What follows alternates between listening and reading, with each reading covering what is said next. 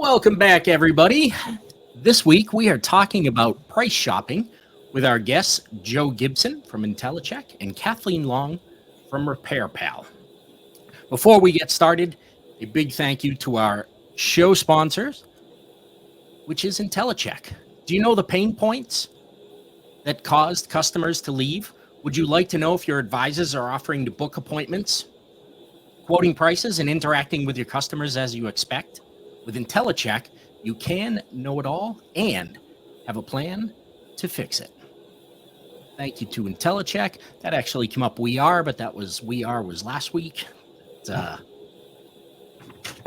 Sponsor is correct. The show was not. So welcome, Joe and Kathleen. We are very happy to have you here. And want to start out with just why is price shopping even an issue, right? It seems like it's something that shouldn't even be a question. We'll start with you, Jill. Oh, why is it an issue? Well, there's a lot there, I guess. If it's an issue for dealerships or if it's an issue for customers, for customers, I think that it's an important thing. I think that it's something that a lot of people are, they're worried about what the price is going to be. It's as simple as that. There was a study done recently, I think it's by Upswell, that said 65% of vehicle owners are, a fair price is the most important factor when it comes to choosing where they're going to bring their car to service. And it's not that complicated to see why. Most people are on a budget, most people have bills to pay, and families to feed, and then all of a sudden their car needs some work done, and could be unexpected. So what's that going to cost me? That's probably the first thing that crosses people's minds. So, and if you don't know the price, if you're just wandering into a repair shop, you're going in essentially blind. And I don't know about you, but that's just like immediate anxiety, right? And it's like, I have no idea what this is going to cost. And, I don't know if people even have a great idea of what services cost to begin with. Right. You might ask somebody on the street, what does a brake job cost for your car? And you're going to get varying responses. $200, $500, but $200 and $500 is, drastically different price. So to me, it's like, it's a given that people are going to be concerned with price. So they're going to be calling and asking for prices. That's going to be happening, and so that's going to determine really where they're going to bring it in for service for most people. Yeah, and Kathleen, so I think it's a great point that Joe just made of people don't necessarily really know what things cost, right? Like before the show started, you mentioned healthcare. I don't know what it costs to get an MRI done, right? No. And it's the same with car repair. Yeah, absolutely. And a lot of times you're not only walking in blind as to how much it's going to cost, but even maybe to what you need to have done. If it's not your regularly scheduled maintenance package, or it's not, a terrible squeal in the brakes or whatever, a lot of times it's pretty difficult for customers to know exactly what's going on. So first things first, that's double uncertainty, right? Right. And I think from the advisor perspective, or, the person talking to the customer perspective, it's also a problem, because there's all kinds of stuff that you want to talk about with the customer, and you want to do that before you put price on the table. You want to talk about how great you are, like what's required in the service, why these services are important to have, completed, the red, yellow, green kind of scenarios, right? You want to walk the customer through all of that first. And oftentimes what's happening in the price shopping conversation is it's coming up sooner rather than later. And it's coming up so soon because of the anxiety that Joe was talking about, right? And so, because ultimately it doesn't matter whether you make it yellow or red or wet. If I can't afford it, I can't afford it, right? Right. Most of us are not, gajillionaires, and so the price of everything is an issue. Yeah, absolutely. And for the customer, maybe they don't even wander in if they don't have an idea of what something is going to cost, right? Or maybe they have a a backwards idea, right? Maybe they think something is going to cost $500 and it's only a $50 repair, right? But because they don't know, they don't even commit. They don't even attempt to get service with you because of that. And so being transparent about the pricing it becomes important from more than one angle, right? It's not just about the reducing the anxiety of a customer. Maybe it's about actually getting the customer to even come in to your stores. Mm. And so, how do you think customers view when they're looking, when they are price shopping things and they're reaching out to different providers? How do you think they react to those variations? Because sometimes there's large variations, and sometimes it's an issue of comparing apples to apples, and sometimes it's just a matter of it's the way the business is. Some things are going to be more expensive at a dealership. Not everything is, but many things are, and because it's a different experience. So how do you think customers are reacting when they're seeing those variations? Yeah, so I think, so on the one hand, we've surveyed customers and they say, 80% of customers say they value quality over price. At some level, intellectually, they understand, like, this is the thing that moves my family from point A to point B, and I need the repairs done correctly so that my car is safely operating on the road, and everybody's safe and healthy and happy and all of that. At some level, we get that.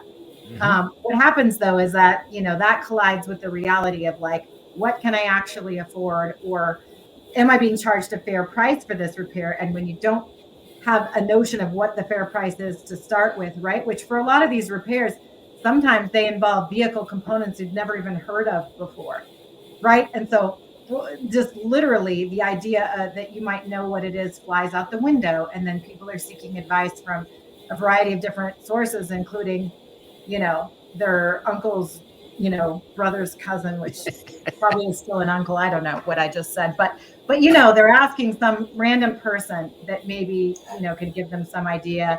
And then, the cost of auto repair is not inexpensive these days. It's been rising much, much faster than the cost of inflation.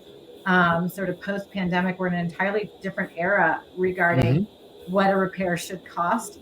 And it's like, look, if I'm going to pay 50 or $100 more for this repair, am I really getting 50 to $100 more value from this particular facility versus the one that gave me, sort of a different quote? And obviously there's some level at which you can't even make that, where it's a $500 or $700 difference or something. Right. Obviously you're not going to want to pay, sort of that much more expensive price. But where we're talking about something that might feel manageable to the customer, that's where, really we need to change price conversations to value conversations.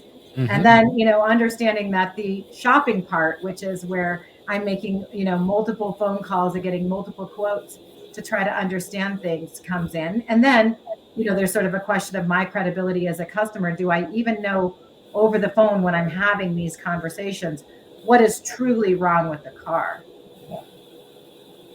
Yeah, 100%. I mean, I think what you said about it's the price conversation is super important. I mean, it really depends on how prices are being quoted, and that's on, dealerships or service advisors or repair shops. Because you think about, like, if you're getting two wildly different price quotes from different service providers, and that's all you're getting, it's just like, oh, how much for this brake job or something? And they go, okay, this is one price. And okay, it sounds good, it's low, and then the next one you get, it's $200 more. I mean, if that's all the information you have to go on, obviously the one that's higher, you're going to be, no, I'm not going there. It's a ripoff. They're ripping me off. But that whole conversation of what's the value, and I think that's the most important thing is value. Pricing is part of value, but what else goes into the value that's going to make sense to that customer when they're actually calling? So it is that conversation. Why, if your price happens to be higher than maybe a competitor in your area, I mean, that's a whole conversation that you can have with the customer to explain what's going on. Why is it a good idea to come here? Yes, this is our price, but we also use OEM parts. We also have maybe certified trained technicians that are specifically working on your make and model that know it inside and out. Or maybe you have other amenities that are going to make that experience for the customer worth that extra money. And obviously, if it's drastically different, that's a different story. I mean, you can only, a pickup and delivery service isn't going to, sway someone if the price is $200 or $300 more expensive, depending on the service. So yeah, I think what you said, Kathleen, is spot on about that price conversation. That's really going to go a long way in terms of how that customer is going to come away from that phone call. And you know what? They might consider going a higher price if what they're going to get in return is what they're looking for. And sometimes that's worth it for them, right? Yeah, absolutely. And I think it's also helpful to put the shopping part on the table. So a lot of times we want to avoid it. We want to pretend like that's not what the customer is doing. Sometimes the customer will tell you, I'm just calling around, and then that's your sign. But sometimes they won't say that, right? They're just calling you and they're not telling you what they're doing next. I think it helps to just put that on the table to say, look, where am I in your list? Like, how many other facilities have you called? What did they, share with you? What can I tell you in addition to that? What other things are important to you? You might be making other calls after this. They may or may not tell you the following things, right? So that you can surface the fact that you're competing, and you're not pretending that you're not competing, right? And then you can tell them, look, if you get a quote that's drastically different or from a different provider, call me back. I'd love to have that conversation with you. Yeah, and in that conversation, it may come to light that there are questions that customer should be asking. Right. Maybe they've already got a quote, or maybe you are the first person they call, but they tell you, look, I'm going to call around to some other places. And now you can be their advocate and say, look, when you call, make sure you ask about if they're doing XYZ when they do this service, because you should be doing this. Make sure that they're going to also do whatever it is, because you should do that as part of the service. And there are places that won't quote that, and then it'll be an addition when you get there. And now you can become, yes, you're being price shopped, but you're being an advocate for that customer. And now maybe they finish their price shopping, and maybe there is $100 difference between you and the next competitor, but they remember, hey, Dave was honest with me when I called about all these extra things that when I called, they didn't initially tell me about. Yeah, that's right. And, kind of surfacing those practices so that they're aware that it's not all apples to apples, even though you're getting, like these phone quotes, maybe for a simple service. It's not always apples to apples. Even when people have that, $49 oil change coupon, when have you ever gotten your oil change for $49? Yeah. I never. There's always that small print underneath it, right? They right. have up to 5 quarts, but nothing in the car line ever takes 5 quarts, right? So that's right, exactly. And so I think it's important because, I look at every phone call as the customer's looking for a reason to do business with you. Yes. Right. I mean, unless they're really just calling for some free DIY advice or something like that, which happens. I've heard a lot of phone calls. We record the calls that go into our repair facilities, and yeah, I've heard that happen. But outside of that, really, people are just really looking for a reason to do business with you. And you're either going to give them that reason or you're not. Yep. Yeah. I love that idea of, you're kind of offering advice and educating the customer, because customers don't know to ask certain questions. Like, I brought up OEM parts. Like, how many customers are actually going to ask, hey, are you using OEM parts? Sure, there are some that, but customers kind of come in all different types. There's customers that know about cars, there's customers that know a little bit about their own car, and then there's customers that don't really know about a car. And so their questions are probably going to focus around price, something that really means something to them initially. But like we said before, there's all these other things that go into the value and what really will make the experience good for the customer and, potentially lead to a lasting relationship. And so, I think that as an advisor or someone who's dealing with a customer, educating them in that phone call, even about those kind of added pieces, so that when they go somewhere else, they can consider those things and make a better educated choice. So I think that's huge. And I mean, there's other things that go into that. I think that a lot of people are going to be asking about, how long it takes to get in for service, how long does the service take? I mean, those are pretty big, criteria, I think, that will kind of influence a choice there. So, yeah. Yeah, so both of you, both companies, IntelliCheck and RepairPal, are recording conversations that are coming into stores, right? Mhm. And so in those conversations, um, what what are the most common things that you hear customers asking about? If we take out the DIYer who wants you to walk him through an engine replacement on his Mustang, we take that out of the mix. People who are typically calling a dealership, what are some of the common things that they're looking to find out? Yeah, I mean, I think like Joe said, they don't always have a language for asking all of the questions around Hmm. quality and some of these other things. So I hear often people lead with a problem. Either I feel like I know exactly what's wrong and what I need because either I already got a quote from somebody else, or somebody looked at it, my dad looked at it and I think he's right, or whatever. Or I don't know what I need and I've got a collection of symptoms that I want to tell you about. Right. And so that's usually where people start. And then the second question they ask is, so how much is that going to cost me? And then the third question, to like what Joe was saying earlier, is, so how long is that going to take you? Right. Or Right. when can I get this in, or how fast can I get this fixed? Because the car is really the freedom. Yeah. Right. The car is how I manage my life, how I get where I need to go, how I take my family where they need to go. And so, how I'm going to get the car there in the middle of my busy workday is a question.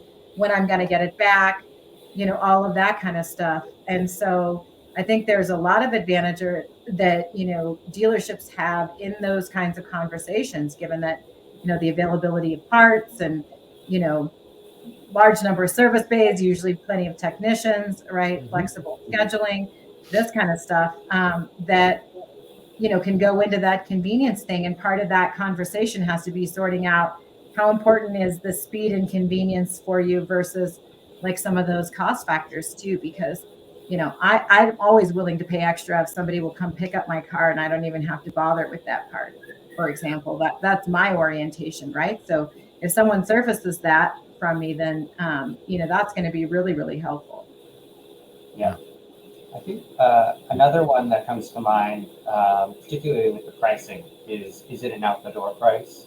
Like, because we kind of mentioned before the classic, hey, my oil change is $49.99, and as we know, that's a starting at price.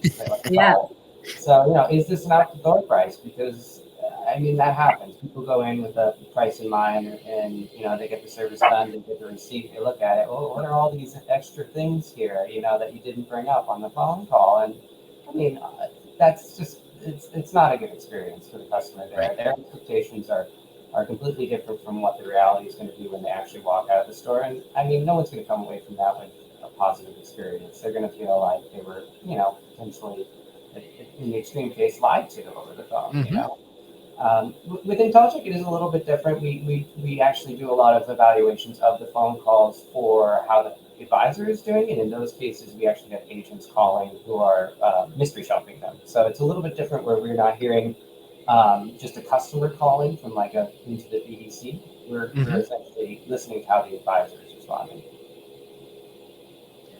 Yeah, and what you just mentioned with out the door pricing, it's not dissimilar to when you try to buy something online and at the end you get those shipping costs, right? At the end. So you've looked at your $49.95 product, and then you get to the end and it's $27 in shipping or whatever it is, right? That's Yeah. that's the equivalent of getting quoted $49.99 for your oil change and then having tax and environmental charge added on to that. And Yeah.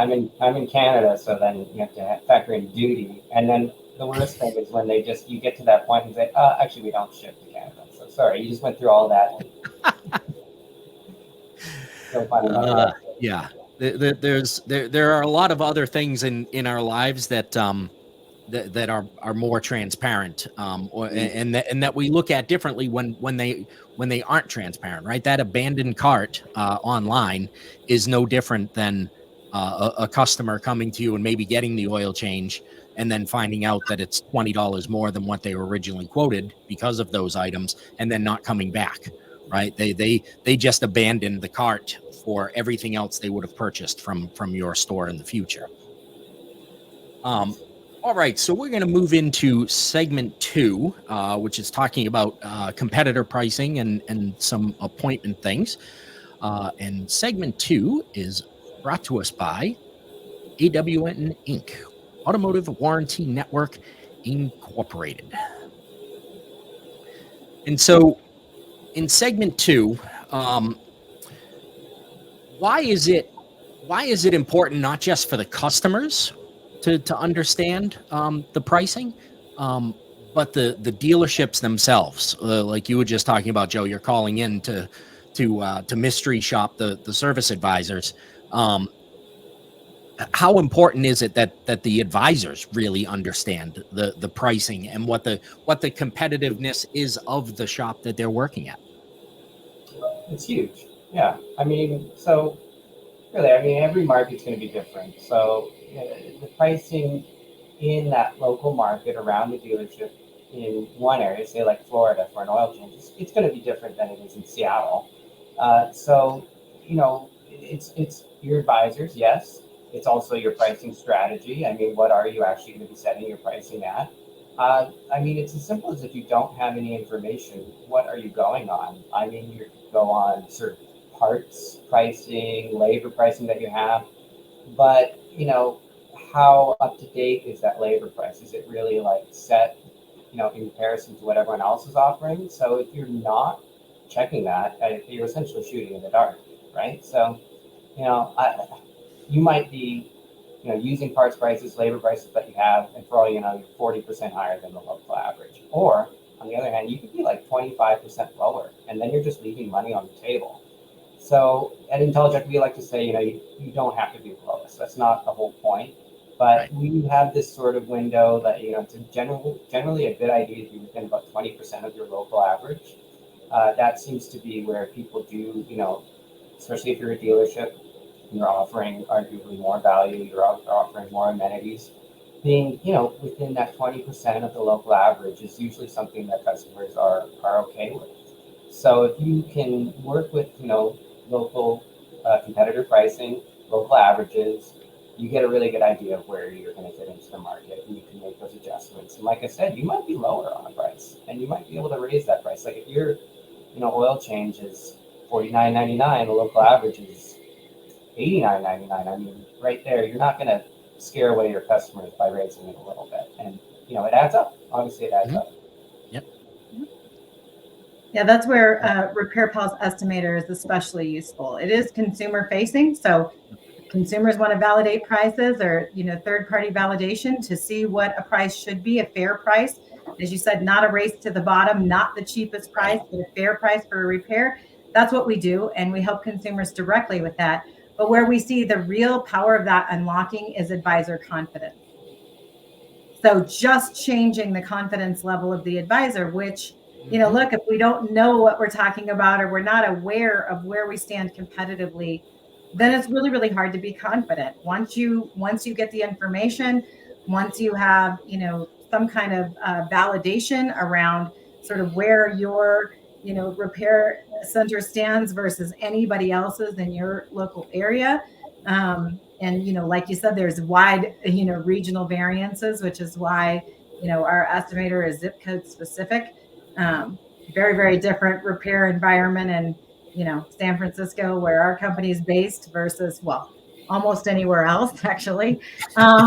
But yeah, I mean, so understanding that and understanding where you land, but then also, and that's how you transform that conversation from price to value, because then now you're like, look, we're not the cheapest. We're also not the most expensive. We're committed to a fair price. And here's what else you're going to get with that. In addition to, me, your wonderful advisor who's, being very honest and helpful, as Dave suggested earlier, and being an advocate. Here's what you're also getting for that, because mostly, a lot of times, even if people can well afford the repair, the thing is, even if you can afford it, you don't want to be ripped off. I don't want to be paying too much for something, even if it's well within my budget, right? Because I could use that for something else. So I just want to know that what I'm paying makes sense and it's reasonable, and I'm not, I'm not getting ripped off, which unfortunately is a reputation that auto repair has because of years and years and years of a lack of transparency, which is something, that we're working to change, like right here, right now, right? Yeah. Yeah. And it wasn't necessarily that. Obviously there's bad actors in any industry, right? In any walk of life. And it wasn't necessarily that there was a lot of bad going on in automotive, but even when it's good, but you weren't transparent about the pricing, that's what makes it look not good, right? That makes it look like you were trying to hide something from them. And advisors knowing what the prices are around them helps them with that value conversation, because without it, you can't have that value conversation in a vacuum, right? You can talk about your value all you want. If the customer has already looked around and knows that you're $300 higher, you better have a lot of value there to overcome that price issue there. Right. So they need to know the pricing so that they can have the value conversation. Or the reverse. Maybe they're less and yet they're trying to sell it. They're trying to sell it over and over again when they have a better price already. So their value is already that they're cheaper than what the market is around them. And a lot of times the advisors just don't know that. Yeah, I think that's a great. Sorry, Dave, I was going to say it's such a great idea to share this information with advisors. When you actually have competitor pricing information, it empowers your advisor so that they're prepared for those conversations as well, so that they, and they can even be proactive about it if they get a sense that someone's shopping around. You could even say, hey, I know that Firestone down the street is offering this for about, X amount, but consider these other things that you will be, getting with us. So it is, again, it's empowering them and it's allowing them to have, actual things that they can reference that the customer might know. Because the customer might know all these things. They might know these prices. So why shouldn't you? Yeah, and some of those amenities that sometimes a dealership offers, like a loaner car, is extremely important, because Kathleen, you alluded earlier, like the car is their freedom. Sometimes the car is the means of them actually getting to where they need to go to pay for the repair they need on their car, to then get them, to be able to feed their families. Right. So it's very important to them, how long it's going to take for that repair, or if it's going to be 2 days, but you're going to give them a free car, that's a value there. Right. Well, what's it cost to rent a car nowadays? It's probably $70 or $80 to rent a car. There's $160 they don't have to put out, or they don't have to inconvenience family or somebody else, to get them around. So before we move on, it is time for the quote of the week. And that is brought to you by IntelliCheck. And our quote this week says, "Trust is the foundation of every successful relationship. We are in the people business, selling coffee, not the coffee business, selling people." And that is from Howard Schultz, the former chairman and CEO of Starbucks. I have said it. I am not the only one that said it, that we are in the people business. They just happen to bring a car with them. It really doesn't matter, whether they came in with a car, a wheelbarrow, or a shirt with a stain on it, right? It doesn't matter. You're in the people business. You're there to take care of people and help them with whatever their problem may be. It just happens to be a car. And Howard Schultz agrees with that. And so in terms of when customers are trying to make appointments, how do we use the price shopping and customers knowing what things cost as an advantage for us, as a dealership, as an advisor? How do you use that as an advantage? Because a lot of dealerships are going to tell you, I don't want to put price up there on my website, because they're going to see the price and they'll go somewhere else. but it can be an advantage. So how do we effectively use it that way? Yeah, I mean, I think first of all, it's that transparency and the reputation for transparency. It's like, I'm willing to tell you. It's what Joe said earlier. This is your out the door price, not your floor with a bunch of asterisks price, right? And it's that commitment to that that ultimately I think is going to win the most business. And you've got to combine that as well with, you know, being transparent about what the car needs and why, and explaining, right, and having that whole, all of those layers of, you know, really making sure that the communication is consistent and that the service is consistent. But I would much rather a dealership or, you know, website tell me what something should cost, right? Or a third party like Repair Pal, rather than trying to piece it together by going to the parts store, you know, and looking through their inventory or asking Reddit or any of the number of things that people do now, right? So a reputable source that looks like it's going to give me the information that that makes sense, you know, and that I can trust or rely on, rather than, you know, some random, you know, kind of disreputable source. And so it's about owning it. And there are very, very, very few businesses, although healthcare, we mentioned one of them before, that doesn't have to publish price. Right. Auto repair just happens to be another one. Good news is a lot of us have health insurance, and that helps us with the price of whatever our healthcare is. But this is healthcare for the car, and outside of the factory warranty, you know, a lot of these customers are on the hook for paying for whatever that repair or service is going to be. And so to go into it without having some idea around price and some idea that's been curated by an expert, feels like, you know, it feels like a terrible idea. That's why, you know, we didn't used to put the prices of the cars on the windshield, and now we do. Yeah, I think that attitude that we're not going to be competitive, so don't even bother putting a price out there. It's like defeatist. Like, you're already like giving up basically. But it's ridiculous to me because, you know, there is that perception out there already that dealerships are more expensive. And we did a study at IntelliCheck where we asked vehicle owners, like, how much more do you think a dealership is than the aftermarket? And the majority of people responded 20 to 50% more, which is quite high. And, you know, we look at thousands of prices every month of dealerships versus their competitors. And I would say by and large, that's not actually true at all. I would say you're probably going to be more in the 0 to 20% range, which again is actually more reasonable for a lot of people. So there's this weird fear that a lot of dealerships have if they're not checking competitor prices, that they're like, oh, I know I'm not going to be competitive, so why even check? And then why put it out there, because they're going to see my price and they're going to go somewhere else. But as you were saying, Kathleen, this is transparency. This is where things are going. This is how people are shopping. And the online thing, I think it's huge. Repair Pal, that's huge.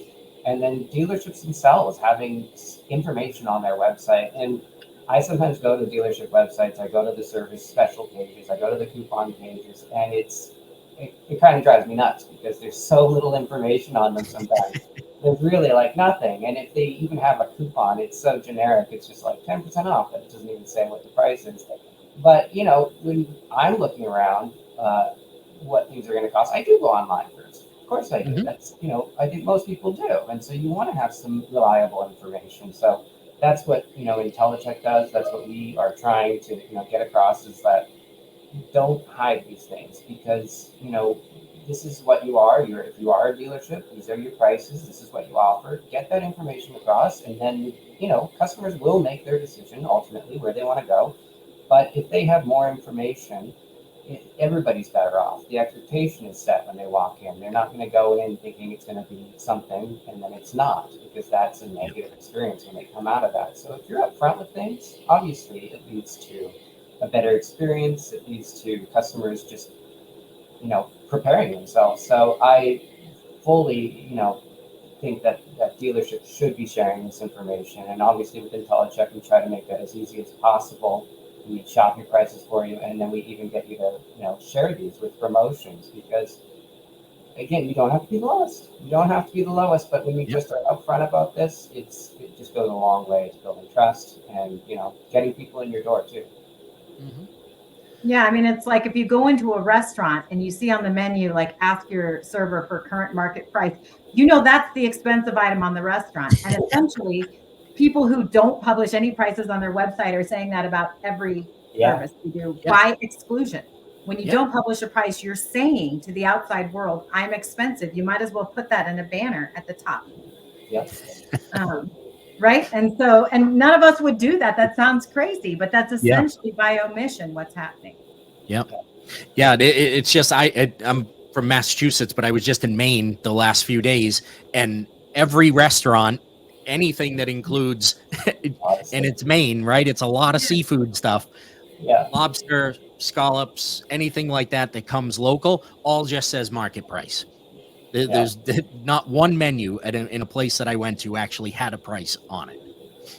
So and that could vary from day to day what you're going to pay for that item.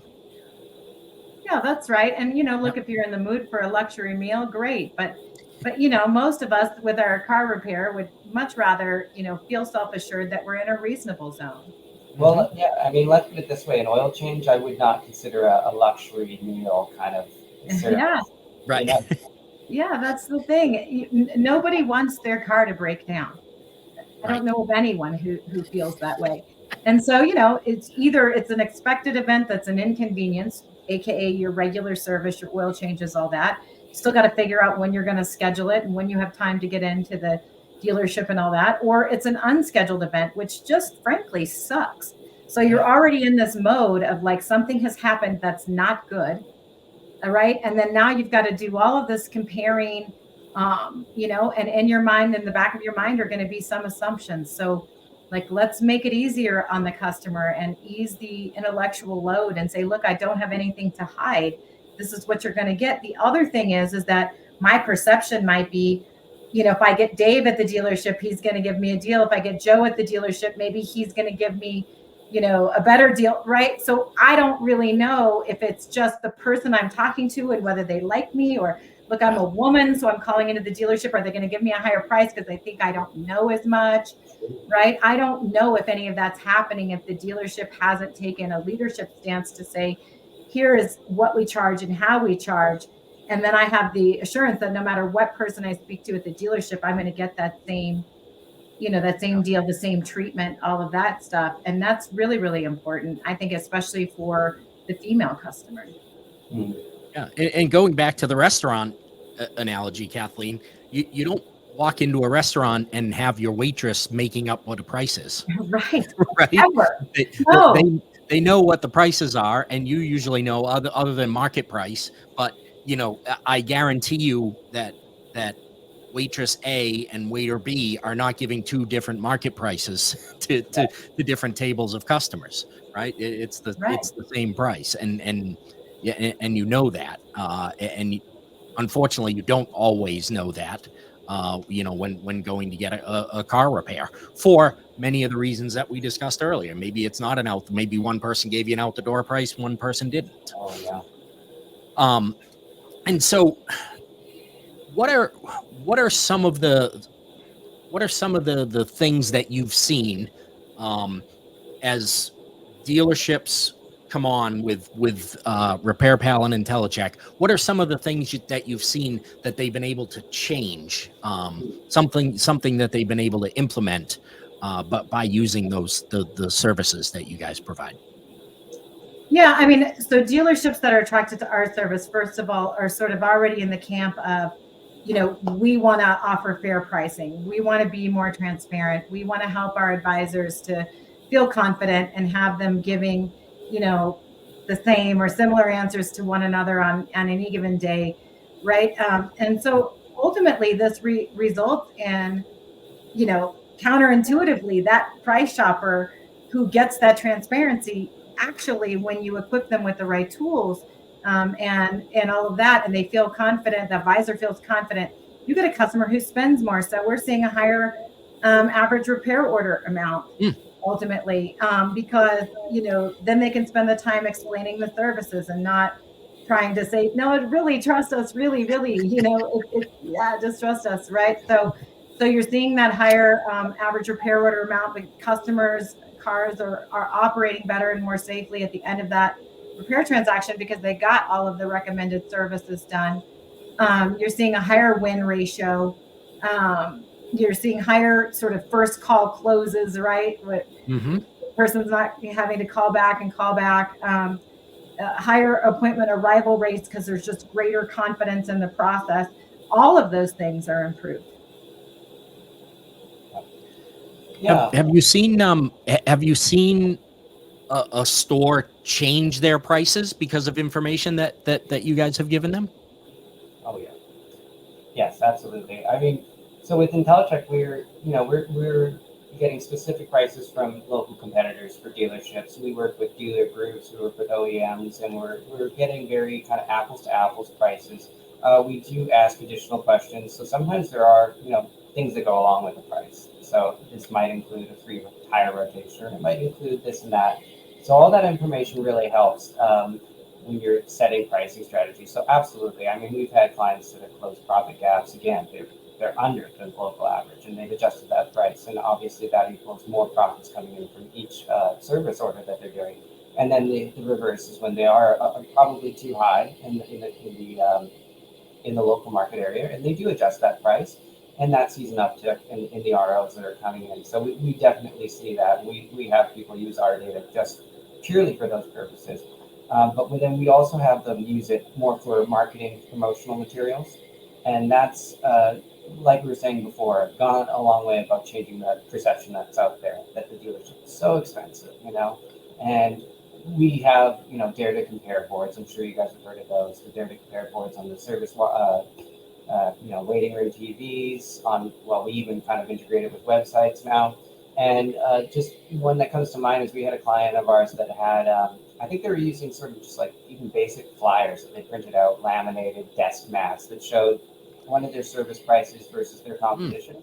And within a few weeks of them having this out there, they had like 13 customers come up to them and just say, this isn't my car, this isn't like the service that I'm in here for, but just seeing that, I'm like shocked how competitively priced you are. So right there, those 13 people, it doesn't sound like much, but that's all that they had to do was just put this thing out there to show off their pricing. And it completely changed the perception that was out there at the time, that these people just took it for granted that, hey, the dealership's going to be more expensive, and they weren't. Yeah, that's I think that's probably the big thing, right? Is just it's getting the information out there for customers to see, and honestly, for advisors to see too, right? Yep. Because there are a lot of advisors working at dealerships today that believe their dealership is expensive for people, right? And they use the old phrase, don't sell from your wallet, right? It's don't make the decision for the customer. But if you can't give them some evidence that shows, hey, we are competitive, like you should be proud to be giving these prices to customers.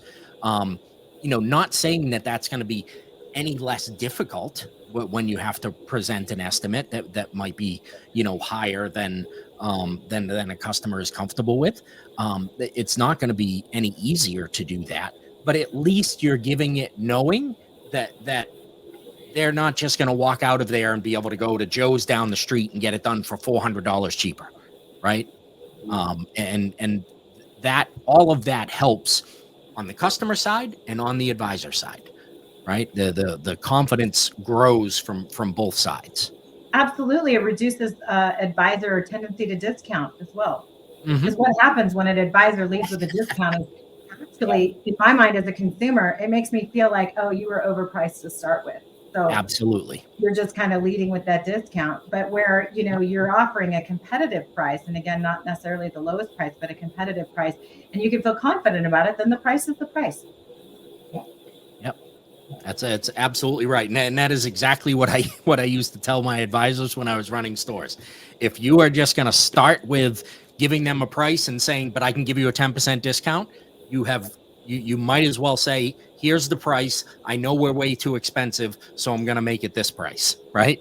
That's really what you're saying. Yeah, Exactly. the price is just something, that's just floating out there that I'm just going to make up too. And it's Yep. like, well, for certain items, for regular maintenance items, that shouldn't be the case. I mean, sure, Right. people understand that with certain things that you come in there, there's unforeseen, variables that are going to affect the price once they get into the car.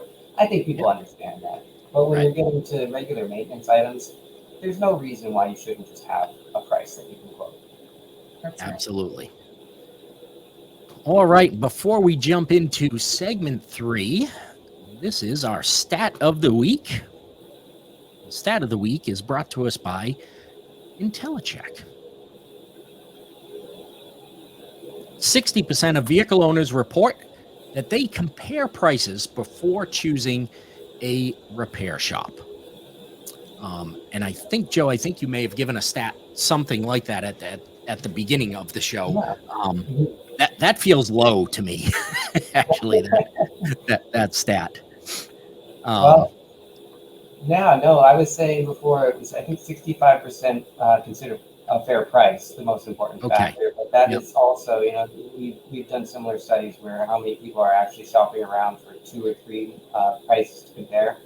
And I can't remember exactly what it was, but I want to say when we did it last, it was in the 70% kind of area. Yeah, I don't know. I mean, I guess if you're just rolling in to get an oil change, you may not call around to check prices all the time, or if it's a place that you normally go, then you kind of have an idea of what it's going to cost. But I can't imagine many people getting car repair without actually checking prices beforehand. What's that? I said I do. Oh, yeah, absolutely.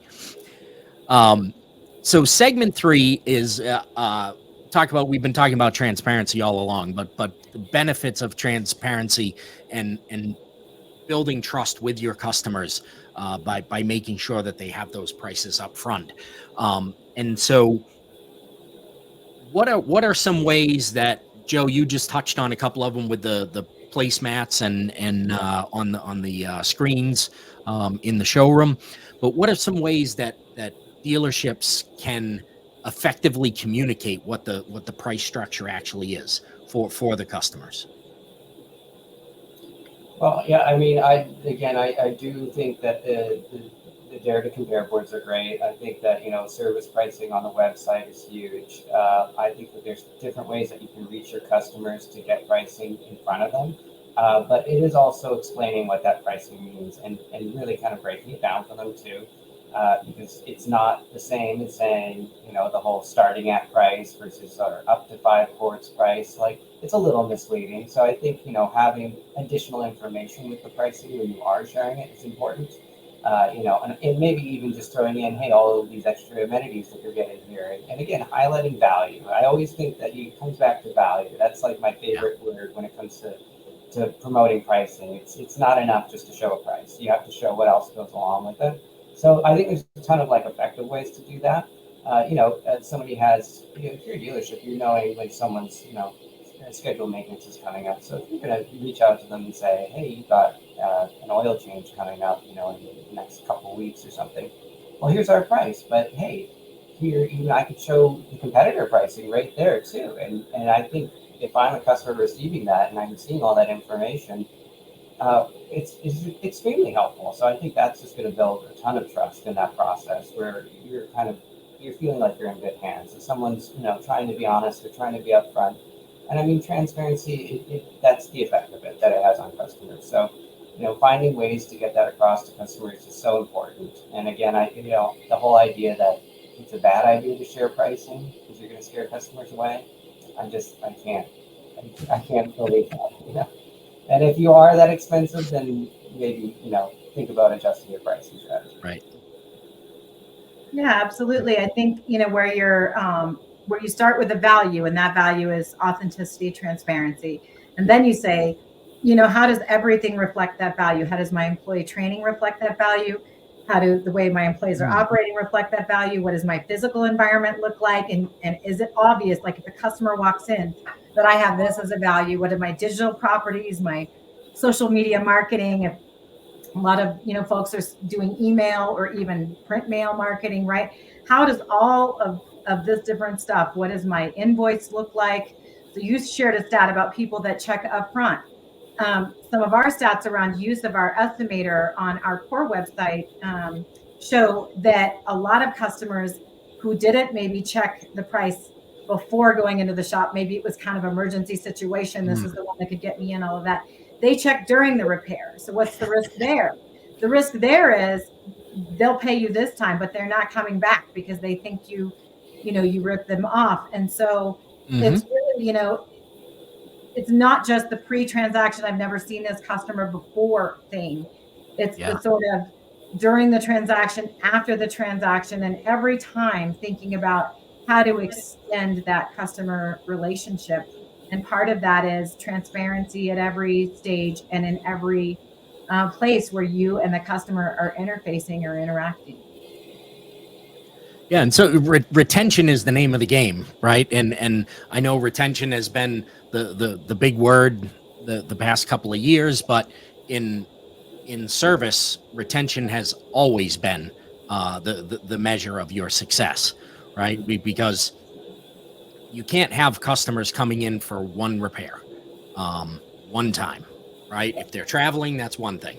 If it's a customer that either purchased a car from you or came to you for a repair, you want them coming over and over and over again, right? Which then starts that sales cycle of hopefully when that car is done, they will purchase another car from you. But in what you guys are doing, what have you seen for changes in retention at the stores that you're working with, where pricing is much more transparent for people and for the people that work at the dealership? What have you seen that doing for retention of customers? Well, pricing, sometimes I think pricing is what gets them in the door, and it is what kind of attracts people, but it's more than pricing that gets them to stay. Like, to be honest, it's customer service. It's the value. That's what, to me, really is what gets people to stay, So the pricing is an important piece of the puzzle. I always like to say, the pricing data, because that's the main thing Intellicheck gives people. It's a piece of the puzzle. It's not going to solve everything. You have to have all your other things working together. And so the customer service has to be excellent. When people come in, it has to be that kind of continual through line. So, you don't want just a customer, a one-time customer. You want to be with that customer for the lifetime of not even just the vehicle, of their entire vehicle experience through life. Like you said, Dave, I think that's a great point, is the sort of circle that feeds each other in a dealership. Someone buys a car there. Of course, they're going to consider coming back if the car is under warranty, getting service done, the car finishes warranty. You want to retain that customer. So at that point, price becomes a factor. Price matters then. So then you want to keep them coming back because your price is reasonable, it's fair, and you offer great customer service. And then, like you say, that car is going to, get too old. That's the perfect opportunity to say, hey, how about trading it in, and then it just repeats the process. Yeah, absolutely. And I think, even a 1% difference in that retention rate is hugely valuable. So where we're seeing, dealers move the needle by 3, 4, 5, 6%, like as a number, it's like, 6%. Like it doesn't sound like that exciting of a number. But when you model that out, actually, it is hugely impactful to the bottom line at the dealership. And so, it's everything. And I think part of it is, when you start with transparency as a value, that powers the service conversations, because people want to work places that make it easy to work there.